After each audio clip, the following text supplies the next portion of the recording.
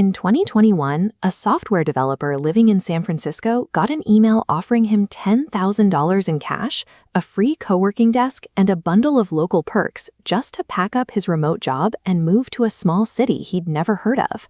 He almost deleted it. But after checking the fine print, he realized the offer was real, backed by a local government and nonprofit partnership.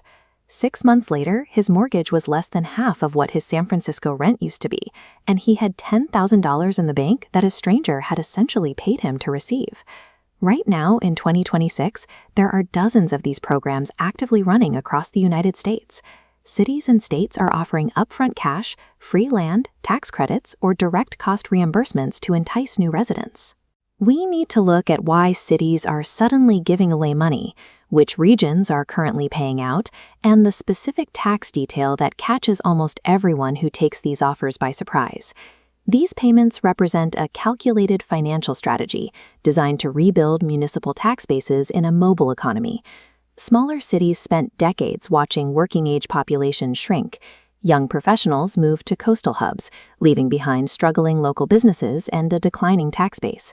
Then remote work exploded. For the first time, a massive number of well-paid professionals could keep their jobs and salaries without living near a corporate headquarters. These trends collided into a corporate logic: customer acquisition cost, or CAC. Local governments applied this to residents. A $10,000 payout is an expense, but that person spends tens of thousands locally every year. Over decades, this lifetime value dwarfs the initial check. Economic development organizations are now operating like startups, literally buying market share in human capital. When a city operates like a business, that $10,000 functions as a strategic investment. Tulsa Remote, based in Tulsa, Oklahoma, is one of the longest-running programs executing this model. They offer a cash grant of $10,000 paid over a year. To help with the transition, they also provide access to co-working spaces and a built-in network of other remote workers who moved through the same program. Other regions target a different demographic. West Virginia's Ascend program and Northwest Arkansas use their geography to attract specific lifestyle groups. These regions package cash alongside outdoor recreation gear. In Northwest Arkansas, welcome packages have historically included a bicycle, pitching the region's outdoor culture as part of the financial incentive. Beyond lump sum cash, entire states are offering reduced income tax rates for new residents in high-demand fields like technology, healthcare, or skilled trades. Local mountains, tax codes, and community networks are now being packaged and sold as lifestyle products to a mobile workforce. Moving for these incentives requires navigating a specific set of hurdles that go beyond the initial headline. These programs come with strict requirements. You must have full-time remote employment, pass an intensive approval process, and legally commit to living in the city for at least 1 year. The most significant complication comes from the IRS and how the federal government views this transaction. On a 1099 tax document, that $10,000 relocation grant is explicitly classified as taxable income. New residents are hit with an unexpected tax bill at the end of the year, owing a significant percentage of that money right back to the government. Even after the tax hit, the financial math for the individual often still works. But the real shift is happening at the municipal level. With dozens of programs launching in 5 years, American towns are increasingly treating residency as a competitive market, spending public funds to secure high-earning households. When work can happen anywhere, cities no longer count on residents staying by default. Instead, they're paying the acquisition cost to win them over. In 2021, a software developer in San Francisco received an email that looked like a scam. A small city he'd never considered living in was offering him $10,000 in cash and a free co-working desk just to move there with his remote job. He almost deleted it. But after reading the fine print, he realized the offer was entirely real, backed by a partnership between a local government and a verified nonprofit. 6 months later, he was living in a new city where his mortgage payment was less than half of his old San Francisco rent. He also had $10,000 sitting in his bank account, essentially paid to him by a stranger to move. This story is part of a growing trend. Right now, there are dozens of these programs across the United States, paying people in cash, free land, or tax credits to relocate. Yet most of the public remains completely unaware of them.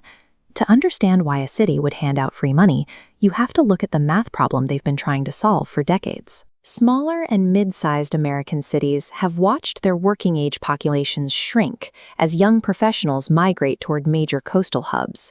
This outmigration causes a domino effect, declining local tax revenues, underfunded schools, and local businesses that are starved of a customer base.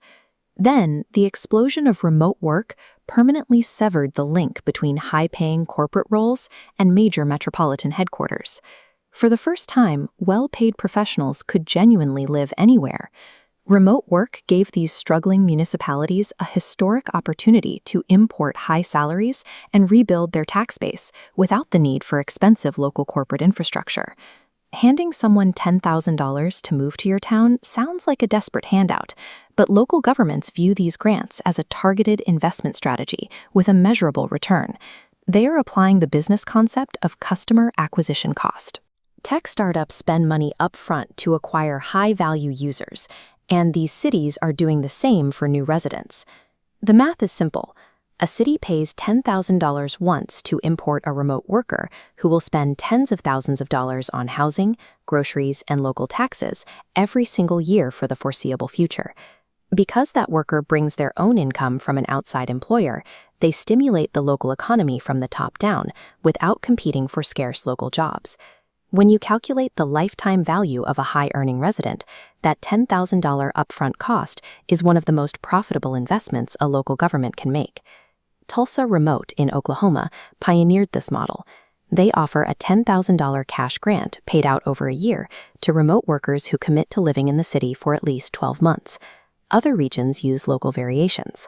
West Virginia's Ascend WV program supplements cash incentives with outdoor recreation gear and lifestyle perks, using the state's geography as a primary marketing tool. To protect their investment, these programs enforce strict standards. First, you must prove you are fully remote.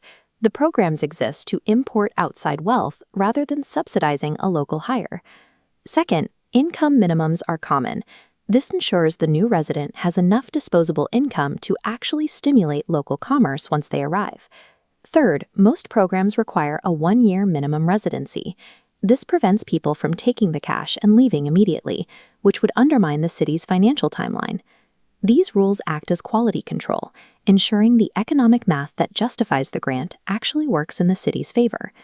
Consider Remote Rachel, a marketing consultant living in an expensive coastal city. She spends 40% of her income on rent, which looks successful on paper, but leaves her unable to build actual savings. Rachel moved from skeptical observer to applicant after verifying the government-backed terms on the city's official website. After relocating, Rachel cut her housing costs by half and finally built an emergency fund. In exchange, the city acquired a new economic engine to support its local businesses and schools. There is a catch to watch for. These grants are legally binding trades, and the upfront cash is often subject to significant, unadvertised tax implications that can catch residents off guard during tax season. Remote work has turned cities into active businesses competing for residents. In this environment, a high-earning remote worker is a valuable asset, and for the first time, cities are paying the market rate to acquire them.